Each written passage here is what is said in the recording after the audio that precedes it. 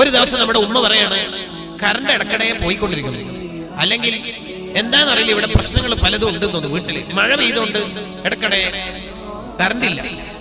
നീ ഇന്ന് പള്ളിയിൽ പോകാതെ ഇവിടുന്ന് തന്നെ നിസ്കരിച്ചോളി മോനെ. ഞാനോ റമദാൻ 27-ാം രാവിലോ എന്ന് തർക്കുത്തരം പറയാൻ നിൽക്കരുത്. ഉമ്മാന്റെ കൂടെ അവിടെ നിസ്കരിക്കുക.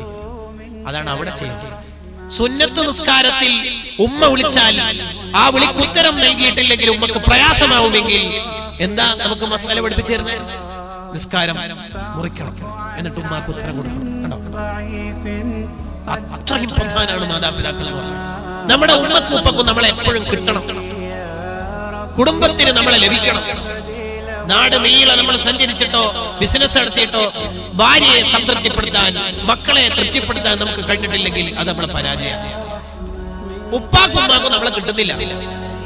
ജ്യേഷ്ഠനെ, അനുജനെ, പെങ്ങളെ വിളിച്ചിട്ട് പറയാം, ഞാൻ കുറെ തിരക്കിലാണ്, നീ ഉപ്പാനുമാനും വേണ്ട പോലെ നോക്കി